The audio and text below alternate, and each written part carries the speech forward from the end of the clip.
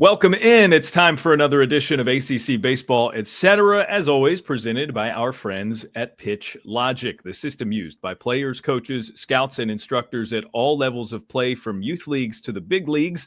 The easy-to-use and affordable technology makes the platform accessible to every player at every level. All the metrics and features used at the highest level. You can go to pitchlogic.com for more information. It's been a minute. Hi, I'm Daron Vaught. Sir Healy, Joe Healy, is with me on this edition of the pod. We're going to talk some fall ball observations. First of all, Joe, you've been traveling a lot for the fall. How are you? How has that been?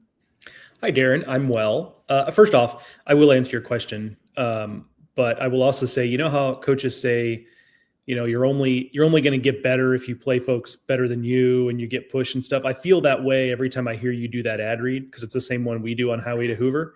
And I think I do a pretty good job, but then I hear you do it, a real audio professional do it. And I realize that I have to get better. So I appreciate you. Sure. I got better today. 1% better today is what I got. Nice. Iron sharpens iron. That's right. That's exactly right. Travels are good. The fall is inevitably kind of a tricky travel time, though, Daron, in that I never know what I should look this up. I mean, that's the thing here is Joe just needs to do a better job of pre-planning. Most times teams won't schedule exhibitions on like a football weekend, right? Because that just creates like a logistical nightmare. And, you know, oftentimes the baseball stadium's not far from the football stadium, all that stuff. But you will roll up and it's like, oh, this is some like preview weekend for high school juniors to come look at the campus and whatever else. Or, hey, there's a basketball game. We're doing we're hoping people come to the baseball game and then walk over to basketball. So there's like just randomly 5,000 people at the baseball exhibition. You didn't expect it. So I just never know this time of year what I'm going to roll up on a campus in the fall, which is kind of fun. Because with college baseball, the most active time on campus is the fall, I think, at colleges. And we just don't get to see that during the season. So it is kind of fun, but also you just never know what kind of fresh BS you're going to be faced with when you go to a college campus in the fall and you realize you can't find a parking spot. But look, we press on. But it's been a good fall. It's always good to get back out and kind of work that muscle a little bit of trying to evaluate what a team is, because in the summer, like we can go to the Cape or USA or whatever. That's just individual like player evaluations and let's be honest, socializing time, just like talking to scouts and coaches and whatever.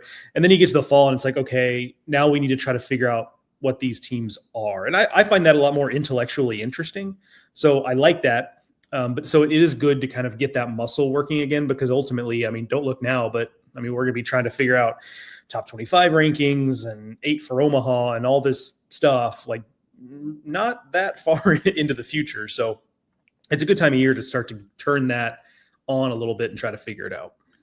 It is a valuable muscle. And I'm saying that from the perspective of perhaps, spoiler alert, your boy's going to have at least one fall report byline by the time those are done on the site. Just trying to be helpful, Joe. Just trying to be helpful. Oh, yeah. Mm-hmm. But it's not something I do regularly. My writing is almost always extemporaneously in my head as things happen in front of me as a play-by-play person. Yep. So, but I do like one of my college degrees is in creative writing. I sort of identify as a writer, even though I don't do it every day. So it's been fun to sort of flex that muscle that you guys do at a ridiculous clip, if I'm being honest. It's gotten like a little frustrating. It's just like, what is this team? What is the story? So, no, much respect for you guys pumping those things out as frequently as you do and getting to basically everybody every fall. It's really cool. Yeah.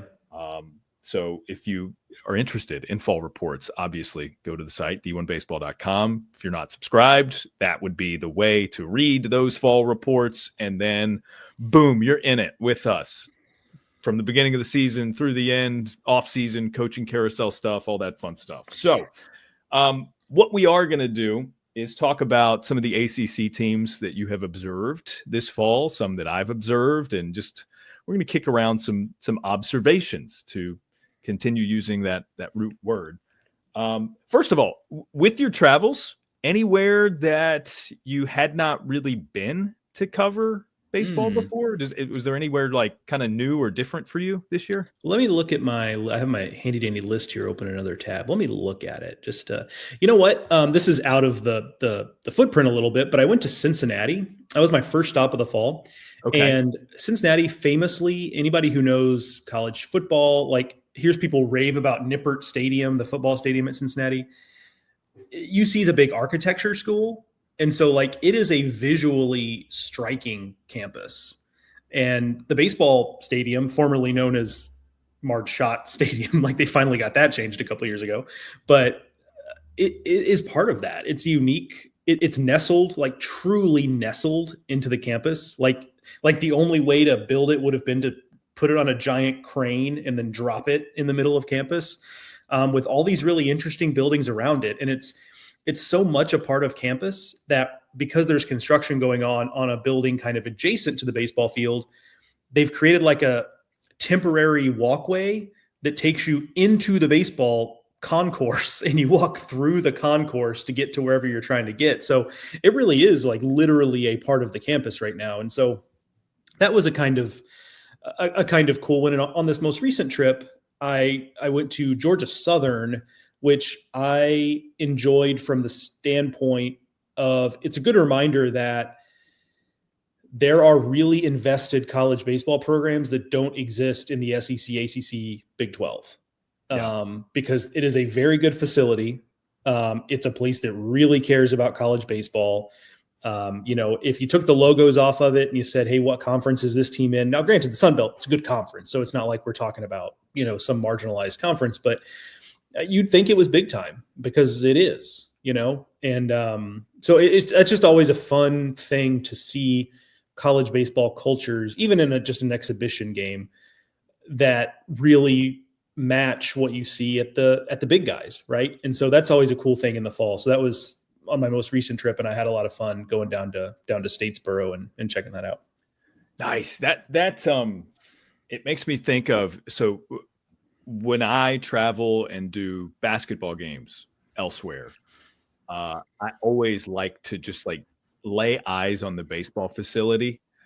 I love doing that. Right. So like I went to FAU for the first time a handful of years ago, and it's like, okay, let's get a peek in at that. And even just like walk around the field, because chances are for their, if I'm there with East Carolina men's hoops, for instance, they'll have a shoot around period where there's not a whole lot for me to do. I scout out sort of like where I'm going to be set up for radio, just make sure everything's okay. And other than that, I can even just like go do laps around the facility and get some steps in or whatever. So often I'll go check out the baseball facility. I've never been to Tulane, and that's on the schedule this year. So I'm looking forward to breaking away and checking out the facilities over there. GFATs, as they call it. Yeah. You get an appreciation. I thought of this when you mentioned FAU. Respectfully, not a lot to look at FAU, right? Like sure. Baseball field wise. Although quick interjection, when I was there, and they've got all the athletic facilities sort of bunched together, much like a lot of universities. When I was there, and this is just totally Boca, this was before the deep Final Four run, obviously, for the basketball team. So before renovations were made to the basketball gym. And so the way it was set up, it was almost like an old student center looking thing, where below was the floor, and up above it with the concourse was like a little like running track. And that led to, on the second level above the hard court, to a set of double doors that went out to this landing that went outside. None of that's there anymore. They've changed that wall into this big video board and all that sort of stuff. So even the double doors that look out there aren't there anymore. But when they were, I just like peeked out those doors, and there are the tennis courts not far from there. Consecutive days, Joe, Serena Williams is out there training, and then Coco Gauff the next day. And I was like within 100 yards of it, and had like a perch view of it. I just sat there and watched Serena Williams hit tennis balls for like 30 minutes, and I was in awe. So, anyways, not much to look at, but like plenty to look at in my first experience. Yeah, it's true. There is like a bit of a pro tennis community down there in South Florida. Like I guess warm all year. Shout out also Coco Gauff's younger brother, a Missouri baseball commit. So there's that little college baseball tie-in. Nice. But I did not know that. Yeah. So yeah, you look at FAU and it gives you a greater appreciation of what John McCormick has done there, because they're, other than, okay, yes, they're sitting on top of this big baseball hotbed, right? There are tons of D1 quality players in high schools in Broward County and Miami-Dade County and all that. But other than that, like there's really not a lot that suggests that should be a place where they've had as much success as they've had. And it made me think of the first time I've been out to, funny enough, we were talking about this before we went on air. I've been out to the West Coast to cover games precisely once. And I was out there for a tournament at UCLA, but on a side trip, I was like, I got to go to Pepperdine, right? Like it's just that famous vista that looks out onto the Pacific Ocean. And so now that lives up to it, right? As does the drive. Pacific Coast Highway, highly recommend it. Mm-hmm. But you get to Pepperdine and it's like as beautiful as you thought it would be. But then you look at the facility itself and you're like, man, this program won a national title here. And, that speaks a little bit to a different era in college baseball, right? Because USC won a lot of national titles with Dado Field being just kind of like, right? But, or Arizona State with Packard Stadium was not exactly a palace. Yep. So some of that is just a different era. In September, I was in Southern California and made it a point. I was like, I just want to walk onto campus at Fullerton and you just be there and just like check out their facilities. And some of the guys were hitting in the cage. So like, it was cool to walk in and just like say, hey, and leave them alone for the most part. But like you walk in and it's like, it's modest. It's a cool facility, but it's modest, right? Like there's a student parking lot right across the street. You pull in there, you walk across this road. And again, I think they had just started classes. If not, they were going to start the next week or something like that. So it's dead over there. And you walk over and, there's like the building where coaches' offices and stuff are. It's nothing too exorbitant. But there's the Augie Garrido statue. And then you walk past Augie and you're there on the concourse. And it's just like, oh, this is not as palatial as I thought it would be, given the history of this college baseball program. But it was cool. It was good to see. And again, that's just like, that's me, right? I was out in California and the people I was with are just like, wait, you want to go do what? I'm like, it'll take 10 minutes. Just like indulge me. I just have to see it. I have to lay foot in that place. I totally get it. Yeah. Right. So it just gives you appreciation of what, that we get so, you and I, especially, we get so insulated in our SEC, ACC worlds that, it gives you appreciation for what other places have done. Yeah, for sure. All right. Shall we get to some ACC stuff for this fall? We shall. You have covered, amongst others in your fall reports, Pitt, Louisville, and Georgia Tech. So I want to key in on those three, and obviously we can branch out and talk banana ball. Like how cool of a thing for Clemson to do, to announce that with a pretty short run up. And then, I saw the highlights and did not realize that they were actually going to play banana ball versus the Bananas. I saw it announced and was like, oh, what a cool exhibition. They'll play actual like baseball, conventional baseball rules. And no, it turns out that Clemson's players were just on board with the dancing and backflips and all that fun stuff that comes with banana ball. So that's just like a cool wrinkle to fall ball in the ACC. Let's begin. I want to begin with Louisville. This is a program that, look, we've talked about it over the past several years, is in a bit of a valley. And they had massive peaks shortly before that. They lose Gavin Keelan, their starting shortstop, via the transfer portal to Tennessee. I'm curious what the cupboard is like for the Cards. Just, spill whatever observations you've got there. I guess the first thing I should say for Louisville is that there's and I think this is important. I think there's an acknowledgement there they know where they're at. They know they need to be better. They know things have to change. I think you've seen that in Dan McDonnell and his staff being a little more open to the transfer portal. They kind of dipped their toe in last year, Sebastian Gongora and, a few other pieces. But this year they went in a little bit heavier, and they've got some good pieces there. I mean, they're still not really shopping in the luxury aisles of the transfer portal, if you will, but they're doing a little bit more of that. So I think that's important, because I do think there's a certain hubris sometimes that comes from, hey, we do things a certain way here, and the players that want to be here, and we're just going to continue to do it this way and beat our heads against the wall until we have success again. And that can work, but more often than not, you and I both know this, it doesn't. You have to change with the game. And so I think that's important from a Louisville standpoint. They understand that, look, they're still going to be who they are. I don't think Dan McDonnell is capable of, really shape-shifting to be, he's just very much himself, and that's brought a lot of success to that program. But there is an acknowledgement of, we are going to have to do things a little bit differently here. So I think that's important. Now, on the roster, it's a mixed bag. There is a lot of stuff to like here. I mean, the outfield itself, you look at Zion Rose. Okay, that's great. Eddie King, I think maybe there's some disappointment maybe that he hasn't become this supernova superstar that matches kind of his raw ability, right? But you look at the numbers and then you're like, oh, well, actually he's a really productive player, right? Last year he was really, really good. And so you take those two and you add to them Garrett Pike, who had a great career at Toledo. You have Lucas Moore, who can really, really run. Michael Lippi, who looks like a football player in a baseball uniform, and his exit velos are just absurd, right? And that's 5 outfielders who a lot of other programs would like to have.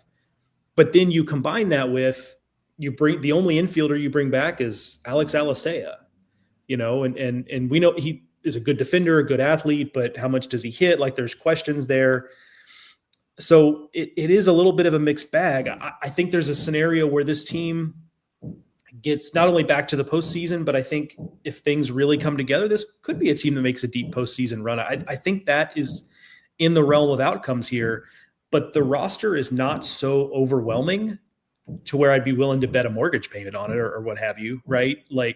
Because I think we've been, I don't want to say tricked, but I think we've been able to look on the positive side of Louisville rosters in the past, and they just haven't gotten there. I think you and I had this conversation about a year ago about Louisville last year, and we came up with a lot of reasons why, hey, there's some things to like here, and this, all that stuff. And then ultimately, what did it amount to? Not anything better than what they had been doing. So I think there's still a lot of, we can get into some more details on them, but I do think there's just, at this point, there has to be a healthy amount of skepticism until we see that improvement on the field that puts them back in the class they want to be in. Yeah, and you're talking basically specifically about the lineup, which the good thing for Louisville too is you look at the pitching staff and they've got some key cogs back there. Patrick Forbes will factor immensely in that. Tucker Biven is going to be a big piece for them. So that's encouraging, right? And I feel like I do this every preseason, every, talking season. It's just there's a lot to be encouraged about. And I say that about every team. Is there a, what are you mentioned they know where they're at. What's the vibe that you got in terms of their expectations for this year? Is it kind of because Coach Mack would shoot straight with you to some degree, they're hopeful, obviously, but is there a hunch that we've seen it out of other teams? John Sheff before last season made no bones about comparing his team to the 2022 version of the Hokies. That didn't come to fruition, but he had sort of a hunch, a feeling. Did you get any inclination of one of those types of vibes? I would say yes and no, which I promise isn't a cop-out, so stay with me here. Okay. The yes is that he was effusive about these last 2 recruiting classes in a way that suggested to me that, he thinks there's something different here. Because at this time last year, remember, he was excited about that freshman class, and we'll talk about some of those guys, Parker Detmers and Hartman and all that stuff. There was reason for that. But it was just that class. And then there was this group of veterans who had been pretty productive, but they really hadn't won anything. And it was kind of like you could kind of take or leave some of those guys, which I try to say that as respectfully as I can, just some guys who are nice players. But okay, that's not the standard at Louisville, right? So I think from that standpoint, yes, I did sense that like he really, really likes this young core and thinks that maybe not only are they more talented, but there also is like a little bit more of an edge to them. But then the no is that they're just so, I think because things have gone a little bit sideways on them, I do think there is a redoubling of the efforts of like, we're really not going to worry about the outcomes here because we just need to develop, which kind of leads me to like that next point when you talk about the pitching staff, where it's like, okay, whether or not Patrick Forbes is a starter or not, and we can have that debate. I tend to be a little bearish on him as like a true Friday dude. Yeah. But even if he's a reliever, he's going to be a pretty doggone good one, just given the stuff and the way that took a jump in the offseason, and scouts were kind of over the moon about what they saw from him on the Cape and Team USA. But then once you get past him, you start to have conversations about guys like Detmers and Hartman, right? And I'm not picking on them. Those are just two high-profile guys from the last class that they need to take steps forward. And I like the talent to be able to do so. Roger Williams also hasn't forgotten how to coach pitching as much, as sometimes he gets criticized.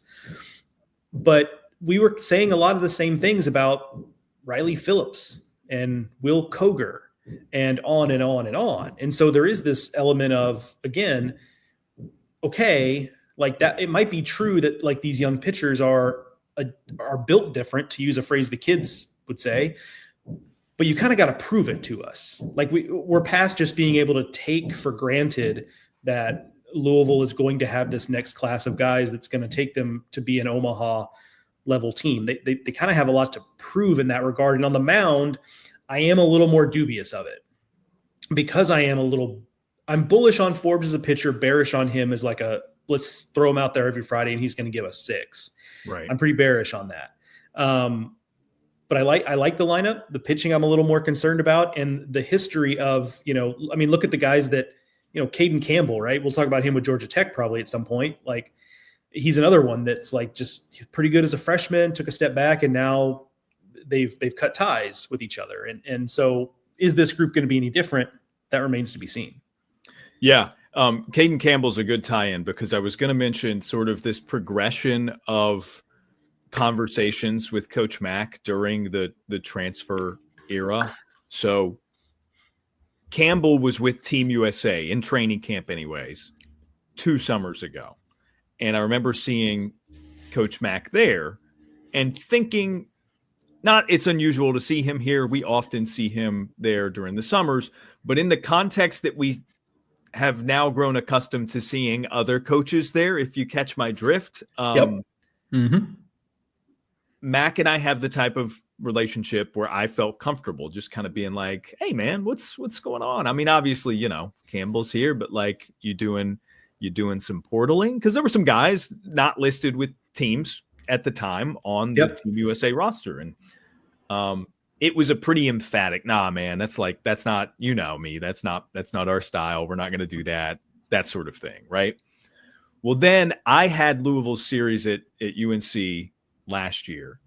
And I remember talking to him during BP. We were down the third base line and just kind of marveling at the job that he had done with the roster and sort of the differences in their approach with the transfer portal. Like he felt that Gongora from Wright State, who turned out to be a great pitcher for them, was a tremendous fit culture-wise, right? And I think that was his hesitance all along on the transfer stuff was how surely are you going to be able to find somebody who's a good fit culturally, right? And forgive me, they had a transfer from Marist,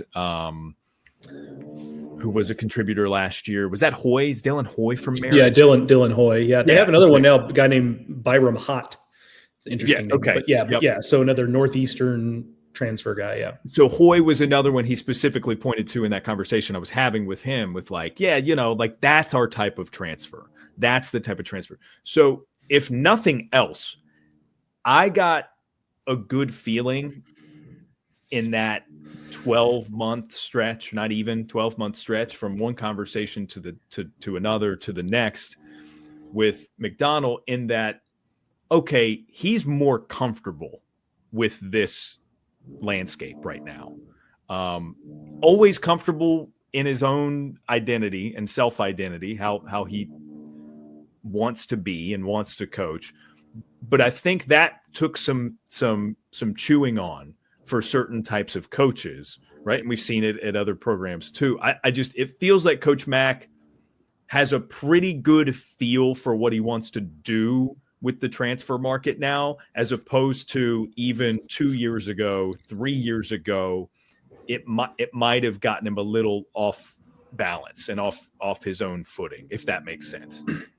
Yeah, I'd buy that. And I think that would be a positive, just kind of understanding where you fit in this world, because I do think there was some of that you saw where coaching staffs were like, well, I guess I got to do the portal now, and just kind of took a stab at it, and it didn't feel comfortable or didn't feel right. And so, you've seen this actually a story I want to maybe poke around a little bit on in the coming months, is just, I feel like, and this is I have not put data behind this, but I feel like there's been a little bit of a resurgence in JUCO recruiting. Like, teams are maybe going back, not everyone, but some teams are maybe going a little bit back more towards JUCO players and a little less on the portal, and maybe worried a little more about maybe some coaches are coming back around to the Dan McDonald model of, like, we have to go fit first. Because I think it's a little like recruiting, high level recruiting. Like, if you're going to recruit a guy who's a top 100 prospect in the nation, you just have to understand that guy is very likely to get drafted. You might have to either talk him out of it or just be okay with that. So you can't be afraid to miss when you're recruiting those types of guys. I think transfer portal recruiting might be the same thing, where if you're going to do this at the high level, and not everyone wants to do this or wants to take on this risk, I think you're going to have to be okay with missing occasionally, because I think it's just impossible with portal guys to know is the talent going to transfer? Is he a cultural fit with us? There's just so many questions. And by the way, he's going to be here a year in a lot of cases. I think you just have to understand that we're not going to be able to be 100% sure on portal guys. And so you do have to kind of find your place there. If you're going to go all in on it, you have to be comfortable with that. And some coaching staffs won't be. And I think Louisville's one of them. So they're very specific about, we have a lot to offer here. And if a player is interested in us through the transfer portal, it's no different than a player being interested in us through high school recruiting. And we'll bring them in and judge for ourselves if they're going to be a good fit for us. Yeah, no, that's what we call the hypothesis, right? You're going to maybe test it out before you get some hard writing on it. I would be curious to see how that is aligned also with Division II and Division III transfers. Maybe specifically grad transfers, but maybe not, because in the ACC especially, and I don't have as good of a grasp on the other conferences, obviously, but especially in the ACC, there are certain teams who have really made hay with those types of recruits, and it's different, right? So maybe in the same way that the retreat back to the ways of getting the JUCO guys is a response to finding where you are in the transfer world, and maybe more specifically, it's understanding that, hey, if everybody else is going to use the transfer portal to reload, then that retooling, by nature of the situation, makes them older and more experienced. So we've got to account for that too on our end, right? As opposed to going after true freshmen to bring in. So maybe like that's part of it too. I know that's the appeal to some of those guys, to programs like Duke, who's really enlisted a lot of Division III help as grad transfers in recent years, and other programs too. So I'd be interested. I mean, I like your theory on the JUCO guys and the resurgence there. I'd be interested to see a similar study, if you will, with players from lower divisions, D2 and D3. That's interesting too. And you kind of have to separate out, like, teams trying to find the next Seaver King are going to fail at that, because that was clearly I don't say clearly, that just seemed like a lack of imagination where recruiters just couldn't quite see what Seaver King was going to. I mean, he was small, right? And Sure. he hit a late growth spurt. But that's also part of the job, right? Is like trying to see, like, hey, if this guy puts on some weight and maybe he's got a little more growth in him, like he could be something. Like that, to me, that's just like a lightning in a bottle, where you have this top 15 pick that just happens to be hanging out at Wingate, and then he develops into what he is. It's more about, we're talking more about the guy who spent, 4 years at a liberal arts school in Massachusetts, and he's, put up good numbers there, but it's the coach's job to figure out, is he just beating up on D3 batters, or is there something else there? And there's a lot of value to be found with those guys, especially at places like Duke, Virginia, Wake Forest, those places that really, really value the academics, where, you find the kid from the Northeastern Liberal Arts School, it's hard to get into, and he's got a degree and he's been on the team 4 years. And so it's like, all right, this isn't a knucklehead. Like, he's, has a degree, so he's going to come here and be serious about the academics and maybe getting his master's here, whatever. So yeah, I'm with you on that. I co-sign. I think there's probably something to that. And you're seeing a lot more of it. And we'll talk about Georgia Tech. Like, they've got, maybe he's a little more of a Seaver King type guy, but they're doing some of this. And so, yeah, I think there's teams have found that there is a gold mine there. And part of it is probably also, as we just kind of ramble through this, part of this is also just those kids that went to Wingate or Augusta or, pick your D2 school. They didn't really go to college baseball thinking about making NIL money. I mean, certainly not the ones that went to college, started school in 2020, because NIL wasn't a thing. But, if you're going to a D2 school now, you're just like, well, I'm going to try to have a nice career, and maybe I get drafted or signed, like, if I'm really, really good, but that's kind of all there is to it. So I think those guys that come up from those lower levels have different motives, which is not to say that having the motive of trying to make as much NIL money as you can is bad. Like, I'd do the same thing if I was in school, right? But it's just that it's a different motive. A lot of times it's, let me prove myself. Let me show that I'm a D1 player because I thought I was and nobody else thought I was. And here I go to try to prove that. And okay, if it leads to me getting drafted or making some NIL money, great.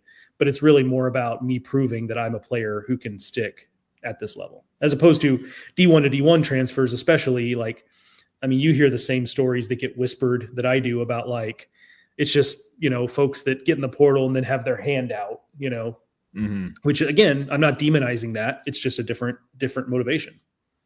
Yeah. It's not necessarily an adultered path, but it's a new path, right? It is there. And look, I played at a Division III school, and we had guys inevitably who had aspirations of playing professional baseball. And I played with one guy who technically played professional baseball, but it was not at a level that you really count it. But there's a possibility now, because he actually, funny enough, was a Wingate transfer to where I played school. My point is, in a lot of cases, you were good with D2 and staying there, and then maybe you get drafted, maybe you get signed. There's a different way to look at that opportunity now, in that you prove yourself at the Division II level, because maybe a lot of the D1 power schools aren't necessarily looking to bring in a lot of true freshmen right out of high school. And then you can transfer up. Like, I think that's probably going to be not in the top 15 pick type of way, like you're referring to with Seaver King, but I do think that's going to be sort of a more common path than it used to be, because of, and we've seen it in other sports. I do high school football in the Charlotte area, and I talk to high school coaches all the time who have their gripes about the way college football is recruited now. And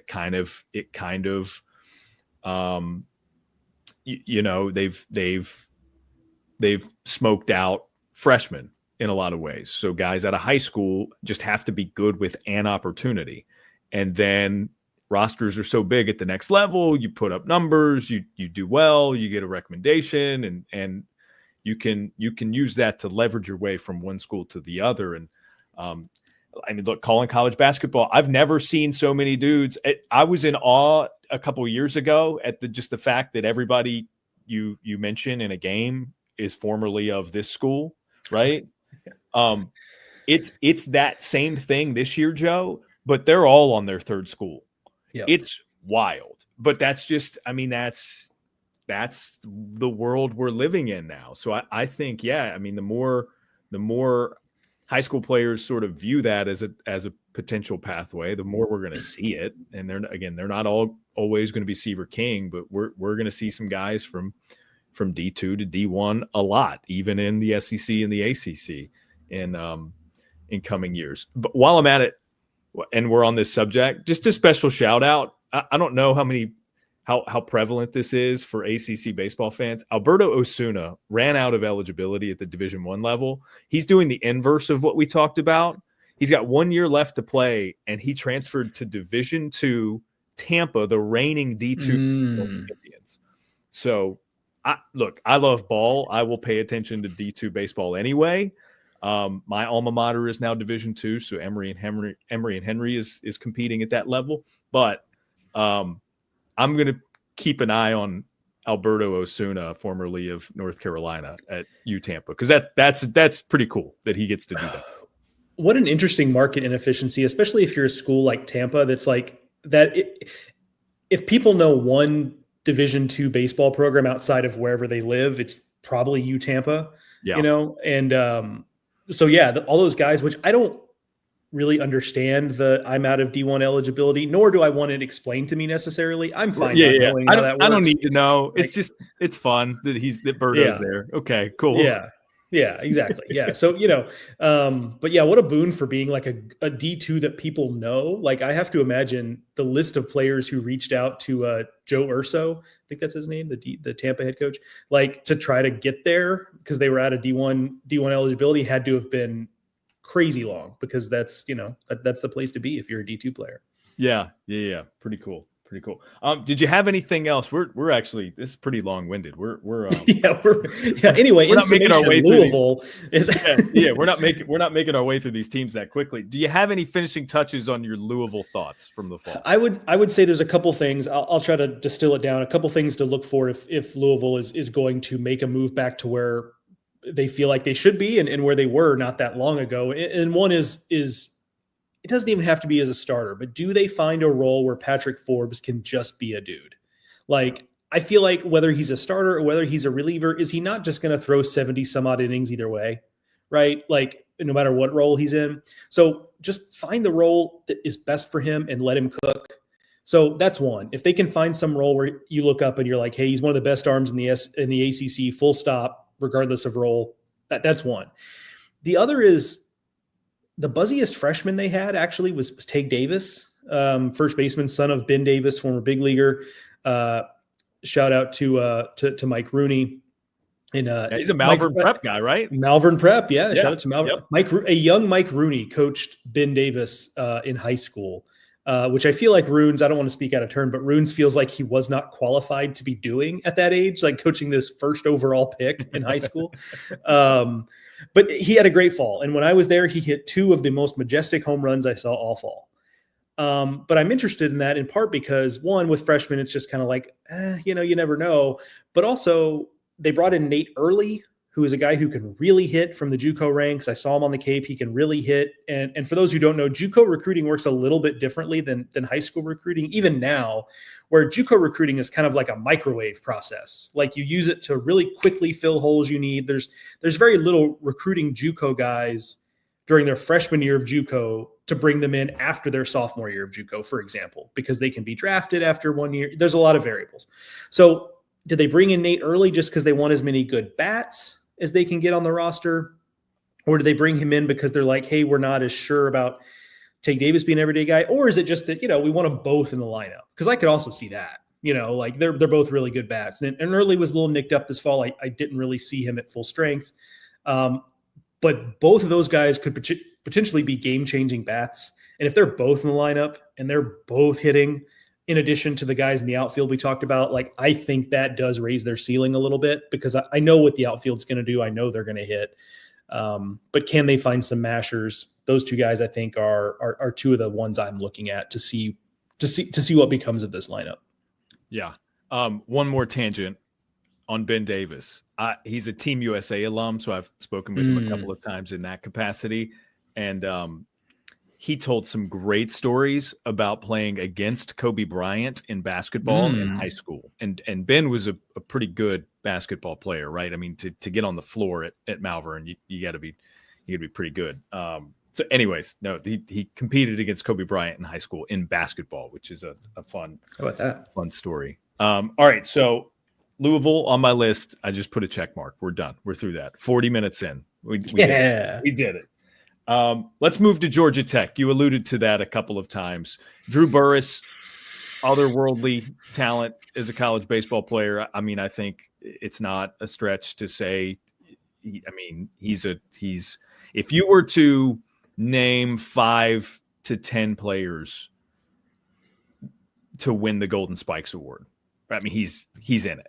He's in it. No matter what the number is, it feels like, right? If it's 2, if it's 3, he's at least strongly being considered. That's a pretty good foundation for the Yellow Jackets, but you need more than one guy.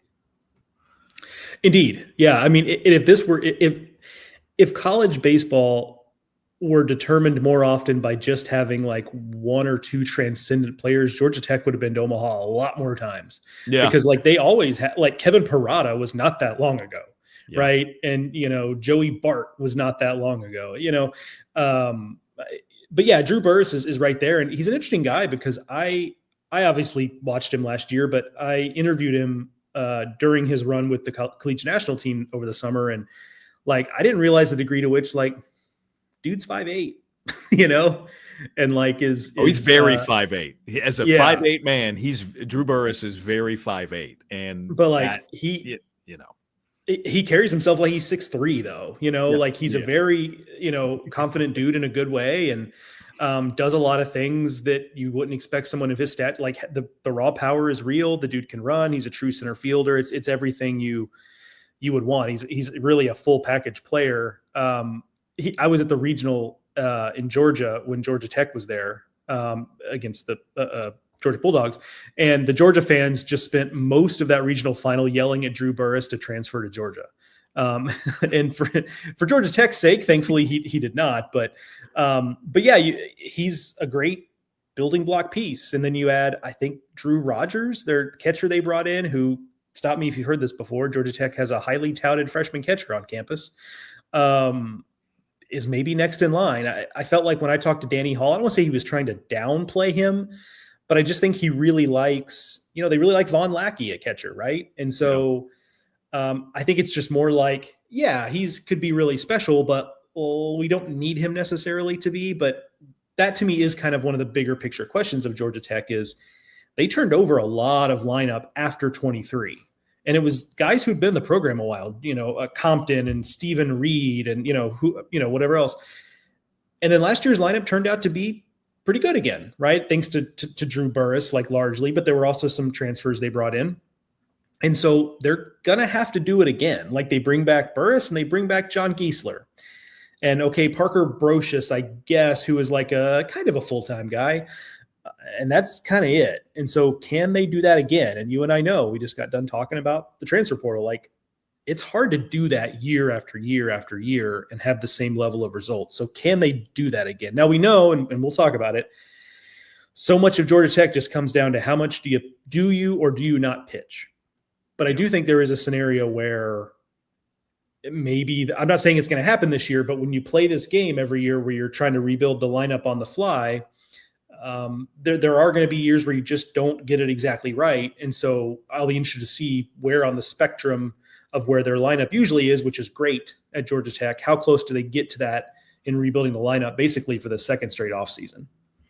Yeah. The Burress, because we've been talking so much about the transfer portal and we just spoke of Louisville, I think Burress and Rose to more outside observers, probably the two most surprising to stay where they are from year to year. Does that sound right? I mean, I think if you know anything at all about Drew Burress, you understand that, okay, he's a Georgia guy. Georgia Tech took a chance on him in a scenario where, he's said it to some degree, maybe not all the way through, but pro teams held his size against him, and he has a chip on his shoulder as a part of that, right? So he wants to be loyal to Georgia Tech. Danny Hall told me in the preseason last year that Drew has discussed with him his intent to graduate in 3 years and hopefully have a degree around the time he would go to pro ball. And he based on those conversations, I was not surprised that he stayed. Would it have surprised me had a player like Drew Burress gotten into the transfer portal and gone elsewhere? That also is a no. It wouldn't have surprised me, right? And I was, especially once Gavin Keelan decided to leave Louisville, and every player's choice is different. Their journey is their own. But I was surprised that Zion Rose stayed at Louisville. I don't know how much of a consideration it was to transfer elsewhere, but that was a little bit of a surprise to me. So I say that to say those are two wins for those ACC teams. And as we're talking about the conference, the ACC, that's wins for the ACC, that the league can keep those players in, whether it's with those teams or, who knows. We see plenty of the school to school hopping. Yeah, I think it goes to show something that I know on our main D1 Baseball podcast, we talked about a little bit over the summer, which is one of the reasons why the transfer portal is a little bit quieter this last year as opposed to the first couple of years of it is largely because I don't think teams look at it anymore as we're not going to lose. Like, we're Louisville or we're Georgia Tech. Like, where are they going to go? Like, I think every coach understands I could lose anyone on my roster if the right opportunity comes along. And so nobody's getting caught off guard by it anymore. And I think it helps that, look, I mean, Gavin Keelan notwithstanding, like, those are two programs, Louisville and Georgia Tech, where they tend to keep their players and their coaches have a pretty big amount of respect on their rosters. Like, the players at Georgia Tech love Danny Hall. The alums there love Danny Hall. It's one of the reasons why, even though their postseason issues have cropped up, they have trouble advancing. Like, there hasn't been as much heat as I think people would think, is because he's just got a lot of support internally. And of course, Dan McDonald is Louisville baseball. So I think there's just a level of respect there. The Georgia Tech piece is interesting, though. This actually brings me to something else I wanted to make sure I mentioned about him. And I wrote about this in my intro to the Fall Report, which, as we record this today, the Georgia Tech Fall Report is out. So go check that out. I'm of two minds. Georgia Tech to me is one of the strangest programs in college baseball, because I don't have it pulled up, so I'd have to look at it. But like 25 out of 30 seasons under Danny Hall, they've been to a regional. And in a world where the regional streaks of Miami, Arizona State, Fullerton, whoever else has been snapped in the last 5 to 7 years, getting to a regional is not a given for anybody in this Florida world State, of college baseball. Florida State, yes, thank you. Yep. So that is an impressive level of consistency, full stop. 25 of 30 regionals. Now, the flip side of it is that some of the stats about their drought of getting to a super are kind of staggering, up to and including, shout out to Chad Bishop, Georgia Tech beat writer with the AJC, who alerted me to this when we were together at the regional in Athens last year. After Georgia Tech lost in that regional final, since the end of the 2006 season, which is the last time Georgia Tech has been to a super, last time they went to Omaha, they have been runner-up in a regional 10 times, which seems impossible. Like, wow. You would think there has been enough talent. Look, we know the shortcomings. They have not pitched well for a few years. That whatever. We're aware of some of the shortcomings. But you would think they just catch a break one time. And because when you're in a regional final, you're 2 wins away. And if you're the 2-0 team, you're 1 win away. And I don't know how many times they were the 2-0 team, whatever. But like you're close. Like it wouldn't take a miracle to like get that done. And they just can't.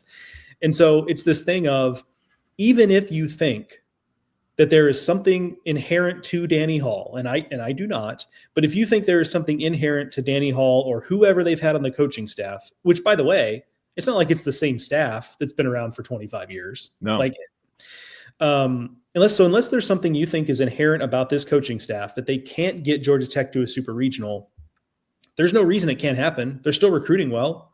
They're still in regionals just about every year. They're still producing MLB players. I mean, they have as many like top 15 picks in the last decade as probably anybody except pick your Vanderbilt or whoever else, right? So like the idea that like the doors just closed, I think is foolish. But I do also understand how frustrating it must be when the reality is, and I'm sure you've heard this little nugget, Daron, that the only team that hasn't been to a super in a longer amount of time than Georgia Tech is Pitt, because they've never been. Every other ACC team, including the new ones, including Cal, I think we know Stanford, but including Cal, has been to a super more recently than Georgia Tech. And Georgia Tech, if you were to go 1 through, what is it now, 16, 18 of the ACC teams, like the best, the most consistent, like Georgia Tech's in the top half, like of the last 20 years. And yet it's been since Matt Wieters was wearing the Georgia. Matt Wieters has had an entire successful Major League Baseball career. Yeah. In the amount of time that Georgia Tech has been to a super regional, which is just, it's hard to fathom. So it is one of the most fascinating programs in college baseball to me for that reason. So, take that wherever you want, Daron. I'm just fascinated. Like, I don't know. No, I'm glad you took it there, because it's like great market. It's in Atlanta, beautiful park, great view. Obviously a great school.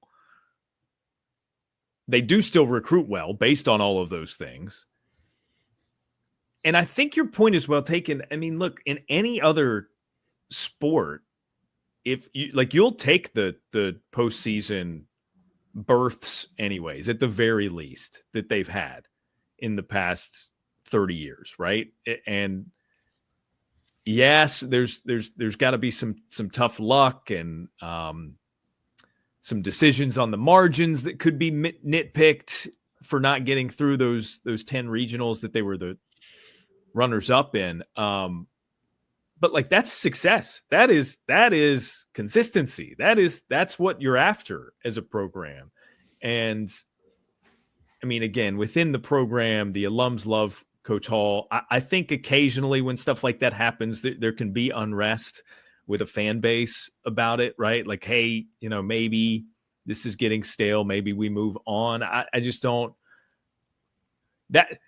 Those kinds of numbers and that kind of success reaching an NCAA regional, which is so difficult to do, that has bought Danny Hall his decision, right? Like, that's bought him his time to step away whenever he wants, and then that's it, right? I think that's the bottom line here. And but like, at some point, it's like, you gotta, not you have to, that sounds like pressure on the program, where, again, my point here is that there isn't and really shouldn't be. At some point, you would think a team would have broken through and made it a bit further and pushed it. Cause it's a long time to be as good. With all of that being said, it's a long time to have not gotten the big one in the way that, back when Wieters was, I'll mention this any chance I get, because he's one of my favorite college baseball players ever, catching for 8 innings, and then he would come in and close in the 9th, just like the ultimate badass in college baseball history. I get it. You're all of that is well taken. And I think a good synopsis on sort of where we are with Georgia Tech baseball right now. It's fascinating. I mean, they're going to have to pitch this. Like, it has to get better. The ERA was a little better last year. It was 6.5 as opposed to almost 7, which I know is damning with faint praise. Does Ben McKee step up? Is it Carson Ballard, who has an interesting I didn't realize until I talked to Danny Hall recently that Carson Ballard was choosing between MIT and Georgia Tech in the recruiting process. And I have to imagine Danny Hall was probably pretty frustrated that for someone as talented as Carson Ballard, he was having to deal with MIT as the other team. Tate McKee, by the way, not Ben McKee. Ben McKee's a beat writer for the Tennessee Vols and a friend of mine. So my apologies there. But Tate McKee, hard throwing right-hander. But they're really excited about this freshman class of pitchers. And there again, I mean, we talked about this a little bit with Louisville. Like at this time last year, I was hearing about Tate McKee, right, as part of this like freshman group. And he turned out to be, I mean, his ERA doesn't look good, but there were some other factors that he had a positive freshman year. So the idea that like, okay, this freshman class is the one on the mound that's going to change things. Like maybe, but also we've heard this a lot, right? And so I don't need to overcomplicate it. Like even if the lineup is not as good as it was last year or in 23 or 22 or whatever, like they're going to hit. Georgia Tech always hits. And when you start off with a guy like Drew Burris, like that's a great start. It's just going to be, is your team ERA 6.5 or is it 5.5? And if it's 5.5, they're going to be a regional team pretty easily, I think, and they'll have a chance to make some noise in the postseason. If it's 6.5, you're probably a bubble team and you better really hit, that kind of deal. And to me, that's where it's at, like without overcomplicating it. Yeah. All right.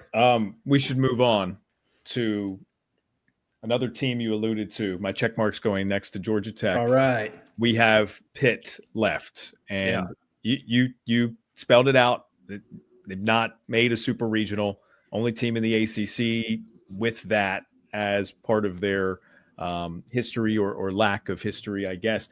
But I think we can all agree it's a program that has a lot of rootability. 100%. Year in and year out, I find myself, even when they clown me on their social media for counting them out of the ACC tournament a couple of weeks prior, and then they make it in spite of that. I love to root for Mike Bell's group, and it feels like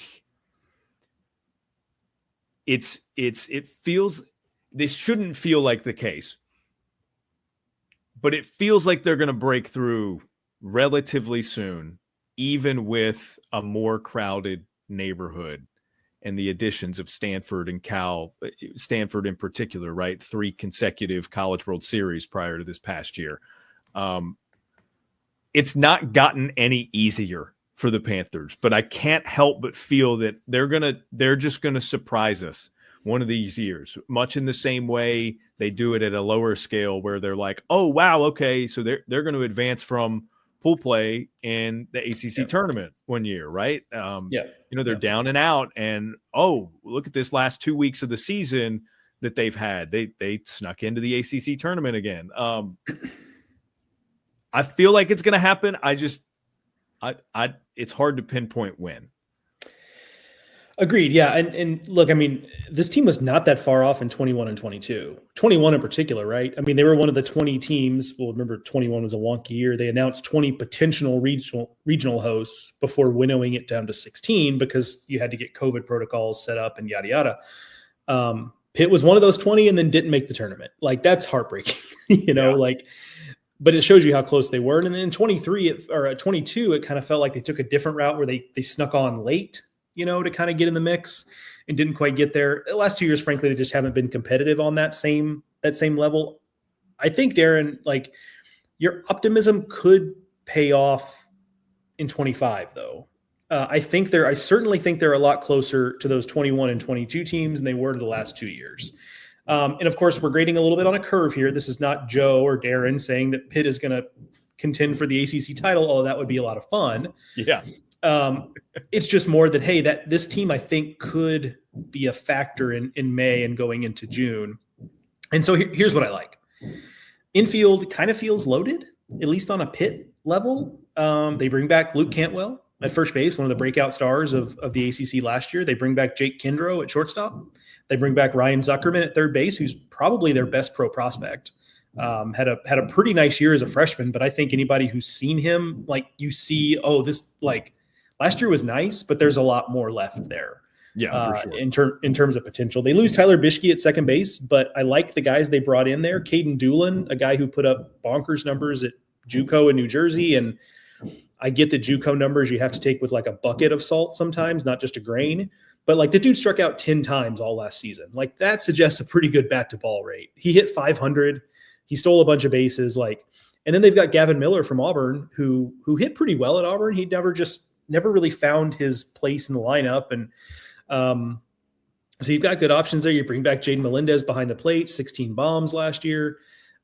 They have questions in the outfield, but they brought in Lorenzo Carrier from Miami, who, okay, inconsistent performer, but certainly toolsy.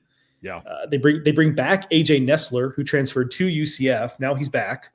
They bring in Derek Tarpley, who is a guy who got drafted out of high school, went to Youngstown State. David Pettinau, who I think swiped like 30 some odd bases at Dayton last year.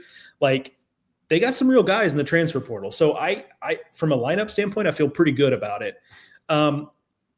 I'm also intrigued by what they're doing on the mound. I don't know if there's a Phil Fox here. They brought in a reliever named Andrew Gaines from Iona who has a big arm, and like maybe he's that kind of guy. Obviously the Phil Fox level is like a whole different deal. But they're not trying to chase on the mound. And I didn't ask Mike Bell about this. I should have, because I am fascinated by it. They weren't trying to chase, hey, let's go find potential weekend guys who have like great stuff that they can't locate, or like just are inconsistent. What they did is they went to lower levels and like find me guys who were like weekend dudes for their teams, who threw a bunch of innings and have pitchability and we think could just get out. So you end up with Pat Gardner from Fairleigh Dickinson. You end up with Noah Zakowski from St. Bonaventure, who, again, like not sexy, but guys who had a lot of weekend innings at their schools, guys who had good numbers at their schools. Is it a very different level of competition? Absolutely. But you're not going to worry about A, the workload. That's not a concern. B, like they're strike throwers. And C, they've had success at some level. So like you and I talked about bringing guys up from D2. Well, this is not that different. I don't mean that disrespectfully to St. Bonaventure and FDU, but it just is a different level of competition. And I'm intrigued by that because so often you're chasing stuff in the portal. And then, yeah, you can really hit on that. I mean, I think Phil Fox is probably a great example of that. But I wonder if maybe there's something to be said for if you're Pitt and you just know that, hey, we're not going to be shopping on the same aisles as Florida State and the Carolina schools and whoever else in the portal. What can we do to zig when they zag and find some value? And pitchability guys from lower levels with long track records of success is, to me, not the worst idea. And so we'll see. But when you have a veteran lineup that I think is going to hit and you just need to find some pitching that can get you through, I think it's a pretty good idea. We'll see what happens, but I'm fascinated by it. Yeah, I'm with you. I like the approach. Just in that it feels like I'm trying to come up with an analogy. It's a if a basketball team is constantly less talented than its competitors, then that's where you get into sort of the the pack line defense of Tony Bennett in Virginia, right? And you're just trying to narrow the margins where you can make anything a game, right? And it's not the best comparison, but it's something like that as an approach to load up a pitching staff that way. I think that's a great example because what happens, like let's talk Virginia basketball pre the national title, when there was still like some discussion about like, can you really win big playing this way? And before we really found out you can also lose pretty big. Right. Yeah. Yeah. And there was some, you'd know better than I, but I felt like, I love college basketball. I follow it a lot. I felt like some Virginia fans were like a little bit, I don't think anybody ever wanted to move on from Tony Bennett, but there was this kind of feeling of like, there might be a ceiling here. And also when it goes bad, it goes bad. Like when you lose playing that way, it looks awful, because you lose 47-43 and you're like, Jesus, we've set back basketball 50 years. Right. Yeah. Like there is a scenario where those guys they bring up from smaller D1 schools just aren't good enough, and they get hit around the park, right? And you have to, when you don't have high end ACC stuff, and I should say neither of these guys that I mentioned specifically like have bads. They're not throwing 83-mile-an-hour fastballs, but it's not 95 plus, right? And so there is just a scenario where they get hit around and it doesn't work, and so I think it's a great analogy because I do think it is a zig. And then also that comes with it some downside risk of, okay, we tried something here and it just didn't work. Yeah. Cantwell, who you mentioned, was promised to me by Mike Rooney early last year. I think this was after the Las Vegas Classic. Mm-hmm. Runes texted me specifically about him and was like, DV, I found your new favorite ACC player, which sometimes I feel like, since we're on the subject of college basketball, I feel like Dickie V, because everybody's my favorite player to some degree, and there are only so many slots on my favorite player's team, right? If I was in the way that he says things about All-Americans, right, or is naming 15 All-Americans when you only got 10 slots for 2 teams or whatever the casing there may be, because I do have a lot of players that I consider to be, he's one of my favorites. But I fell in love with him. What's your beat on his development from one year as a breakout player in the ACC to the next? I don't know if this is quite where he's at ceiling wise, but like he'd be a viable sneaky like ACC player of the year pick. I think that's 100% where it's at. I mean, there is certainly the benefit of there's going to be no adjustment period now. And like, clearly he didn't need that big of one last year, but sure, there's not going to be any of that, right? I mean, he's ostensibly going to hit the ground running. I also think Mike Bell mentioned that he's a better defender now. He's much more comfortable moving around the bag. He just kind of looks more at home there, and I'm paraphrasing. And I think that can have knock-on effects when you're not worried about, oh God, I hope this guy doesn't spike a throw from shortstop to me because I don't know that I can pick it. Or that panic of like, I play a little first base and back in my mediocre high school days. And it's like, you catch the ball and you can't find the bag with your foot behind you. Like that's that panic inducing moment. Like that, when that stuff goes away because you're just a better defender, I do think there can be some knock-on effects of just being more comfortable at the plate. Right. And just being more comfortable in general. So yeah, if you're looking for like I'm not a gambler, but if you're looking, and I don't even know if you can take bets on this kind of thing, but if you're looking for like kind of a long odds play at ACC Player of the Year, like I think you could do a lot worse, honestly, because I still think he left some meat on the bone. His numbers last year were very, very good, bordering great, but I do think there's still some meat on the bone there for him to be even better. Yeah. Yeah. All right.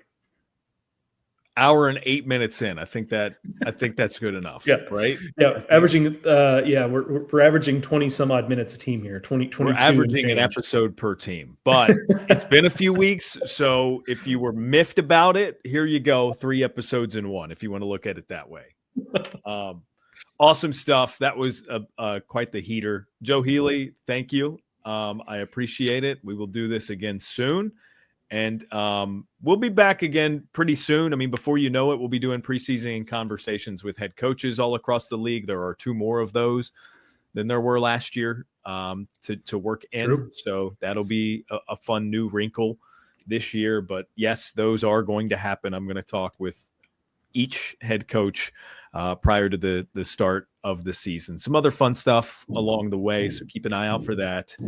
Thanks to Pitch Logic. Thanks again, Joe Healy. I'm Daron Vaught. Thank you for listening to or watching ACC Baseball Etc. We'll catch you next time.